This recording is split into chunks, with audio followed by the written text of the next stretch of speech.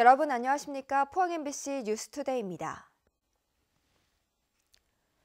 오늘도 비가 땅을 적시겠습니다. 이 비는 오후까지 이어지겠고 비로 인해 미세먼지 농도는 보통 수준을 회복하겠습니다. 동해상으로는 바람이 강하게 불면서 풍랑 예비특보가 내려졌습니다. 안수진 기상캐스터입니다. 오늘도 출근길에는 우산 챙겨 나오셔야겠습니다. 새벽부터 겨울비가 땅을 적시고 있는데요. 이 비는 오후까지 이어지겠습니다. 예상되는 비의 양은 경북 동해안으로 10에서 40mm, 울릉도와 독도에 5에서 20mm입니다. 대기 중에 황사가 나타날 가능성은 적어졌지만 비에 섞여 내리면서 황사비가 내리겠습니다. 비에 맞지 않도록 주의하셔야겠고요. 미세먼지 농도는 보통 수준을 회복하겠습니다. 낮 기온은 14도에서 16도의 기온 분포를 보이겠고요. 바람이 강하게 불면서 체감 온도는 쌀쌀하겠습니다. 동해상으로는 풍랑 예비특보가 내려졌습니다. 바닷길 이용하시는 분들은 앞으로 발표되는 기상 정보를 참고해 주시기 바랍니다. 자세한 지역별 날씨 알아보겠습니다. 오늘 흐리고 오후까지 비가 오겠습니다. 낮 기온 울진 14도, 영덕 15도, 포항과 경주가 16도입니다. 울릉도와 독도에도 오후까지 비가 내리겠습니다. 낮 기온 울릉도 13도, 독도 14도입니다. 동해상으로도 오후까지 비가 내리는 가운데 바람이 강하게 불겠습니다. 바다의 물결 동해 중부 해상에서 최고 4m, 동해 남부 해상에서 최고 3m까지 일겠습니다. 비가 그친 뒤로는 기온이 점차 떨어지겠고요. 금요일부터는 북서쪽 찬 대륙 고기압이 남하하면서 기온이 큰 폭으로 떨어지겠습니다. 날씨였습니다. 경주시가 금장교 일대의 심각한 교통난 해소를 위해 추진하고 있는 제2금장교 건설이 지지부진합니다. 특히 교량 신설에 따른 인근 도로 확충 계획이 없고 예산 확보가 쉽지 않아 오는 2020년 착공도 불투명합니다. 임재국 기자가 보도합니다. 경주시 황성동과 현곡면을 연결하는 금장교입니다. 하루 교통량이 4만 3천여 대로 한계점을 넘었고 출퇴근 시간은 물론 낮에도 상습 정체가 반복됩니다. 이에 따라 경주시는 오는 2022년까지 350억 원을 들여 동해남부선 철교 인근에 제2금장교 가칭 유림대교 건설을 추진합니다. 계획을 세운 지 2년 만에 경주시가 설명회를 열었는데 주민 반발이 큽니다. 주민들은 교량이 신설되면 2차선으로 좁은 인근 도로에 차량이 몰리고 교통난이 더 심해진다며 인프라 구축을 요구하고 있습니다. 다리는 빨리 하루라도 빨리 완성되는 걸 원하는 부분이고요. 그다음에 그 다리와 연계되어서 도로도 같이 이루어져야지만이 아마도 교통의 분산 효과가 더 커지지 않나 이런 입장입니다. 특히 경주시의 용역 기간이 내년 말까지 길고 교량 신설 예산도 확보되지 않아 오는 2020년 착공도 쉽지 않은 상황입니다. 2019년도 6월 달에 용역이 끝나는 것 같으면 추경 때라도 일단 50억이든 얼마를 이어갖고 일단 시작을 하자. 시작을 하고 난 뒤에 그러면 이제 어차피 그 시작하고 나면은 예산이 계속 수반돼야 되는 거니까. 경주시는 단기적으로 내년 5월까지 금장교 아래 둔치에 하부도로를 새로 만들어 교통 체계를 바꾸고 정부의 특별교부세 등을 받아 조기 착공에 나서기로 했습니다. 내년 말까지 실설기를 완료하고 2022년까지 금장교를 준공 목표로 시행을 한 후에 그 이후에 기존의 그 구지방도인 안현호 부분에 있어서는 차후 검토를 해서 제2금장교 건설이 지지부진한 가운데 앞으로 2년 동안 경주시 현곡면에는 3천여 세대 아파트가 추가로 들어설 예정이어서 금장교 일대 교통난은 더 커질 것으로 보입니다. MBC 뉴스 임재욱입니다. 포항도심 소하천인 양악천과 칠성천 두 호천에 생태 복원 사업이 추진됩니다. 포항시는 하천을 덮어 도로로 사용하는 복개도로를 우선 철거하고 생태 하천으로 만들기 위해 주민 의견을 수렴한 후 타당성 조사와 복원 계획을 수립할 예정입니다. 복원 사업 대상은 포항 운하에서 현대자동차 서비스에 이르는 양악천 1.1km와 칠성천 죽도시장 야외 공영주차장 0.4km, 창포 사거리에서 수산물 품질 관리원 3거리까지 두 호천 0.7km입니다. 포항시의 쓰레기 매립장 포화 사태가 가까스로 위기를 넘기게 됐습니다. 쓰레기를 태워 전기를 생산하는 SRF 사업이 10년 만에 완공됐는데 주민들의 환경 민원은 해결해야 할 과제입니다. 김기영 기자가 보도합니다. 포항시 각 가정에서 나온 쓰레기를 거대한 파쇄기에 집어넣고 잘 타는 순서대로 분류하면 고품질의 연료가 됩니다. 고형 쓰레기 연료의 첫 글자에서 따온 SRF 사업은 쓰레기 처리만이 목적인 기존의 단순 소각에서 벗어나 고열량의 연료를 태우고 전기 터빈을 돌려 전기까지 생산해냅니다. 포항시 생활 폐기물 에너지화 시설에서 생산되는 전기는 시간당 12.1메가와트, 4천 가구에 공급할 수 있는 양입니다. 소각 온도를 900도에서 1000도까지 올려 완전 연소시키고 굴뚝에 활성탄 필터로 한 번 더 걸으면 우려되는 환경 물질이 기준치 이하로 나왔다고 운영사 측은 밝혔습니다. 질소산화물은 70에서 29ppm으로 낮췄고 다이옥신 같은 경우는 0.1 나노그램인데 0.01까지 낮춰서 처리할 수 있도록 기준을 낮춰서 설계를 했습니다. 포항시는 4개월여 시험 가동 후 내년 1월 중순 준공할 계획입니다. 매립장 포화로 6년 동안 감아놓은 16만 개의 쓰레기 더미도 소각장에서 처리할 수 있게 됐습니다. 예산 700억 원과 민자 등 1290여억 원짜리 사업은 무려 10년이나 걸려 포항시 쓰레기 행정의 무기력함을 단적으로 보여줬습니다. SRF 시설을 정부로부터 승인을 받고 또 시의회라든가 여러 가지 협의하는 그런 행정적인 과정이 너무나 오랫동안 걸렸습니다. 주민 반발은 거세질 전망입니다. 지금까지도 악취로 고통받았는데 앞으로는 미세먼지까지 걱정해야 할 지경이라며 대책과 지원책을 요구하고 있습니다. 이 악취, 그다음에 미세먼지, 환경 호르몬, 소음 등 여러 가지 복합적이죠. 지금 소리 나잖아요.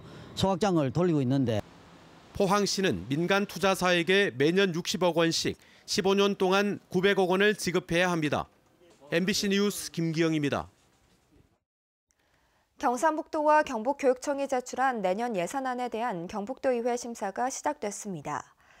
해당 상임위별로 어제부터 사흘 동안 심사한 뒤 6일부터 일주일 동안 예결위 심사를 거쳐 14일 본회의에서 의결합니다. 경상북도는 내년 예산으로 작년보다 10.8% 증가한 8조 6,456억 원을, 경북교육청은 10.6% 증가한 4조 5,376억 원을 각각 제출했습니다. 경상북도는 사회복지법인 운영을 제대로 하지 않은 5개 사회복지시설에 대해 이례적으로 법인 허가를 취소했습니다. A 노인시설은 복지법인 허가를 받고 40년째 운영을 하지 않고 있고, B 양로시설과 C 노인병원은 기본재산을 무단으로써 목적 사업이 불가능한 상태입니다. 경북도는 또 법인에 출연한 땅을 자녀에게 증여한 한 사회복지법인에 대해 재산 귀속 조처를 내리고 목적 사업을 하지 않고 있는 5개 노인시설에는 시정 명령을 내렸습니다. 경상북도는 9월부터 법인시설 지도팀을 신설해 사회복지법인 137곳에 대해 강도 높은 실태 조사를 벌이고 있습니다. 포항에서 지진이 난 지 1년이 넘었지만 피해 주민들은 아직도 집으로 돌아가지 못하고 있습니다. 정말 답답한 노릇인데요. 전문가들은 정부가 재해구호기금 마련 등을 통해 피해 주민들의 주거 문제 해결에 적극 나서야 한다고 입을 모으고 있습니다. 보도에 이규설 기자입니다. 전문가들은 무엇보다 지진 피해 주민에 대한 정부와 포항시의 대처에 문제가 있다고 지적했습니다. 정부는 그들에게 일단 입주할 수 있는 도시 외곽에 임대주택을 짓거나 또는 입주할 수 있는 주택을 공급하고 그거를 다시 매수하는 그런 절차를 밟았어야 되는데 1년이 지난 11월 15일 날 비로소 특별 도시재생 지역으로 지정을 했거든요. 1년 동안 호송세월을 보낸 거죠. 특히 포항 흥해 지역의 경우 주민주도형 재개발은 현실적으로 불가능하다며 대안 마련을 촉구했습니다. 흥해 같은 이 서민 주거 지역에서 거주하고 있는 주민들이 아파트가 6천만 원밖에 안 하는데 자부담 1억 이상 하라 그러면 현실적으로 불가능합니다. 입주에, 새 아파트에. 그리고 포항의 아파트 분양 시장이 얼마나 침체돼 있습니까? 시공사 선정이 어렵습니다. 아울러 지진 피해 주민들의 주거 대책은 정부가 마련하는 것이 원칙이라며 적극적인 지원이 필요하다고 입을 모았습니다. 국토부가 주거정책과에서 주거 문제는 별도로 새로운 펀드라든가 새로운 기금을 확보해서 접근해야 되고, 그 과정의 일환으로 아마 정부가 공영개발을 해야 되겠다. 지금 민간주택에 해서는 이게 해결할 방법이 없습니다. 재개발 과정에서 걸림돌이 되고 있는 주민들의 추가 부담금 납입에 대한 해법도 제시했습니다. 이 추가 부담금 같은 경우는 주민들에게 부과할 수가 없어요, 당장. 그래서 제 생각에는 뭐 3년이나 5년 거치 한 20년 상환 정도로 3년에서 5년 정도는 이자만 받고 나머지 원금 이자를 갚는 방식으로 장기 저리 융자를 줘야 될 것 같고요. 그러고도 이 기금이 많이 나온다면 일부는 또 정부가 대줄 필요도 있습니다. 가령 일본 같은 경우는 3억 정도를 장기 저리로 융자를 35년간 해줍니다. 네. 그러면 평생에 갚아 나가면 되거든요. 전문가들은 또 피해 복구와 재생이 중첩되어 있는 지금의 정책은 혼란만 부추길 수 있다며 이를 분리해 추진해야 한다고 주장했습니다. MBC 뉴스 이규설입니다. 포스코 그룹 5개사가 위드 포스코 동반성장 실천 협약을 통해 대기업과 중소기업 간 임금 격차 해소를 위해 힘쓰겠다고 밝혔습니다. 협약에 따라 포스코 그룹 5개사는 향후 3년간 7,771억 원을 동반성장에 지원하며 혜택이 협력기업 근로자에게도 고르게 확산되도록 노력하겠다고 밝혔습니다. 이를 위해 격차 해소형 상생 프로그램을 통해 우수 협력기업에 인센티브를 지급하고 성과 공유제, 공동기술 개발, 스마트 공장 등을 지원하며 상생 협력 및 현금 결제 지원 펀드도 운영할 방침입니다. 울릉도 도동발전협의회는 겨울철 대형 여객선 취항을 위해 주민주주 해운사인 울릉도 독도해운을 설립하고 군민주 모집에 나섰다고 밝혔습니다. 협의회는 대저해운이 정기 선박 검사를 핑계로 겨울철에 장기간 휴양에 주민들이 고립되고 있다며 신규 대형 여객선 취항 계획과 겨울철에 운항 대안이 마련되면 주민 여객선 추진 계획은 보류할 수 있다고 덧붙였습니다. 도동발전협의회는 해운사 설립과 관련해 선플라워호 휴양 기간 다른 선사가 대체선을 신청하면 수용할 수 있는지, 또 주민 설립 해운사가 도동항에서 오전에 출항하는 정기항로 면허를 받을 수 있는지 여부를 포항지방해양수산청에 질의했습니다. 비리가 끊이지 않는 사학재단, 의무는 소홀히 하고 입속만 챙긴다는 말을 많이 듣고 있죠. 학교 운영을 위해 필요한 최소한의 의무라고 할 수 있는 법정 부담금조차도 제대로 내는 사학재단이 아예 없습니다. 이상원 기자가 보도합니다. 사학재단은 교직원 연금의 59%, 건강보험료의 30%, 재보험료 100%를 법정 부담금으로 학교에 내야 합니다.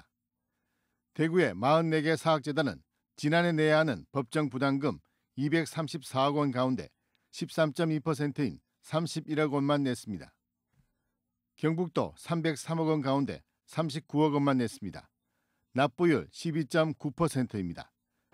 법정 부담금을 내지 않아도 교육청이 부족한 부분을 모두 지원하고 있습니다.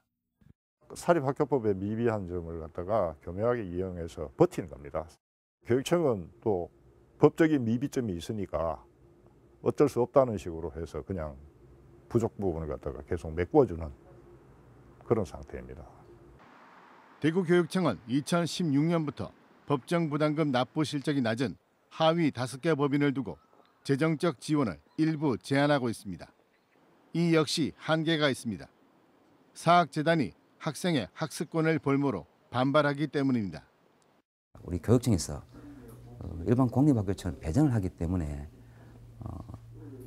급격한 재정 지원을 제한을 해버리면 결국은 학생들한테 피해가 돌아가는 그런 양면적인 문제가 상존하고 있다고 보시면 됩니다. 법정 부담금을 제대로 내지 않는 사학재단에 대해 학교 학급수를 줄이거나 지원 예산을 삭감하는 방안도 대안으로 제시되고 있습니다. 궁극적으로는 법정 부담금 문제를 공론화해 부실 사학을 정리할 수 있도록 사립학교법을 개정해야 한다는 지적도 제기되고 있습니다. 의무는 제대로 이행하지 않으면서 인사와 운영에 관한 권리만 누리고 심지어 각종 비리까지 저지르고 있는 사학재단에 대한 교육당국의 강력한 제재 조치가 필요하다는 목소리가 높아지고 있습니다. MBC 뉴스 이상원입니다. 경주시는 옛 시청 자리에 만든 신라대종의 타종을 활성화하기 위해 체험관과 화장실을 신축하기로 했습니다. 경주시는 관광객의 편의를 위해 4억 원을 들여 신라대종 체험관과 화장실을 내년 5월까지 완공할 예정입니다. 또 매일 정오부터 1시간 동안 관광객들이 타종을 체험할 수 있도록 전화나 인터넷 등으로 하루 3팀에서 4팀씩 접수할 계획이라고 밝혔습니다. 경상북도는 일선시군의 도시기본계획을 심의하는 도시계획위원회를 새롭게 구성했습니다. 민간위원 20명 가운데 55%인 11명을 교체했으며 여성 위원 숫자는 6명에서 9명으로 늘었고 평균 연령도 56세에서 54세로 젊어졌습니다. 경상북도 도시계획위원은 모두 26명으로 도의원 및 공무원을 비롯해 도시계획과 건축, 교통, 환경 등 각 분야의 전문가로 구성되어 있습니다. 농사짓는 법은 지역마다 조금씩 차이가 납니다. 농부들이 토질이나 기후에 적응해온 흔적이 농법에 남아있는 건데요. 잘 보존된 곳은 국가농업유산으로도 지정되는데 의성의 독특한 저수지 운영 기법이 국내 10번째 농업유산에 등재됐습니다. 홍석준 기자가 보도합니다. 저수지물이 빠지는 관로 구멍에 나무 모종들이 박혀 있습니다. 차가운 저수지 바닷물 대신 따뜻한 지표수를 먼저 내보내기 위한 겁니다. 10개 정도의 모종이 물속으로 쭉 이어져 있습니다. 지표수에서 가장 가까운 모종부터 차례대로 제거하기 때문에 햇볕에 데워진 물이 계속해서 공급될 수 있었습니다. 자연산 온수 밸브인 셈인데 벼 냉해를 예방하는 기능도 했습니다. 이런 저수지가 밀집한 의성 금성산 일대가 최근 국가농업유산 제10호에 등재됐습니다. 4개면에 한 1,500개 정도의 그 저수지가 분포를 합니다. 그 근본 농업유산은 그중에서도 특히 금성산 일원을 중심으로 해서 한 600개 정도가 분포를 하고 있습니다. 윗논에 댄 물이 아래쪽 저수지에 차례대로 다시 모이도록 저수지를 계단식으로 촘촘하게 설치해 빗물 저장 효율을 극대화했습니다. 저기서 요목 한간에 요 안에 못이 한 15개 있었어요. 저 못에 요 거리 얼마 됩니까? 이 지역의 연평균 강수량은 960mm, 벼농사에 필요한 최소 강수량 1200mm에 한참 못 미치지만 독특한 저수지 운용 덕분에 마늘 농사까지 이모작도 가능해졌습니다. 아마 세계적으로 좀 이렇게 유래를 찾아보기 힘든 게 보통 농농사 지역에서는 밭농사를 잘 안 짓잖아요. 한전, 수전, 극적 전환 시스템이라고 이렇게 표현을 해요. 의성군은 저수지 군락을 한눈에 볼 수 있는 조망시설을 금성산에 만드는 한편 제주, 밭담 등 국내 4곳뿐인 세계 농업유산 등재까지 도전하기로 했습니다. MBC 뉴스 홍석준입니다. 대구 경북 지역은 기상 관측이 시작된 이후 100년간 여름은 20일 길어지고 겨울은 한 달 짧아진 것으로 나타났습니다. 대구 기상지청이 최근 발표한 겨울철 날씨 특성 분석 자료에 따르면 1908년 기상 관측이 시작된 후 초기 10년간 대구 경북의 겨울은 111일이었지만 최근 10년간은 82일로 29일 줄었습니다. 겨울이 줄어들면서 봄은 8일, 여름은 21일 정도 늘어났는데 지구온난화의 영향이 가장 큰 것으로 분석됐습니다. 남부지방산림청은 재선충 확산을 막기 위해 영덕과 영주 일대 소나무류 취급업체와 화목농가 840여 곳을 특별 단속했습니다. 단속 결과 소나무를 부적절하게 보관해온 2곳이 적발돼 과태료를 부과했고 소나무류 유통자료가 부실한 업체 3곳도 계도 조치했습니다. 이번 특별 단속은 금강송 군락지인 울진 봉화군으로의 재산충병 확산을 막기 위해 이루어졌습니다.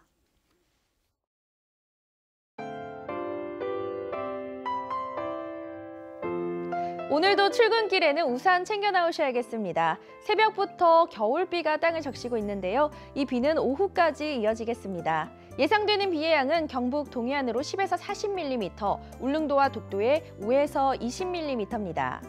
대기 중에 황사가 나타날 가능성은 적어졌지만 비에 섞여 내리면서 황사비가 내리겠습니다. 비에 맞지 않도록 주의하셔야겠고요. 미세먼지 농도는 보통 수준을 회복하겠습니다. 낮 기온은 14도에서 16도의 기온 분포를 보이겠고요. 바람이 강하게 불면서 체감 온도는 쌀쌀하겠습니다. 동해상으로는 풍랑 예비특보가 내려졌습니다. 바닷길 이용하시는 분들은 앞으로 발표되는 기상 정보를 참고해 주시기 바랍니다. 자세한 지역별 날씨 알아보겠습니다. 오늘 흐리고 오후까지 비가 오겠습니다. 낮 기온 울진 14도, 영덕 15도, 포항과 경주가 16도입니다. 울릉도와 독도에도 오후까지 비가 내리겠습니다. 낮 기온 울릉도 13도, 독도 14도입니다.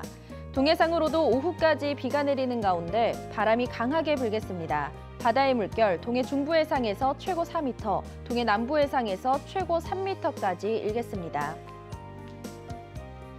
비가 그친 뒤로는 기온이 점차 떨어지겠고요. 금요일부터는 북서쪽 찬 대륙 고기압이 남하하면서 기온이 큰 폭으로 떨어지겠습니다. 날씨였습니다. 네, 이상으로 포항 MBC 뉴스를 마칩니다. 여러분 고맙습니다.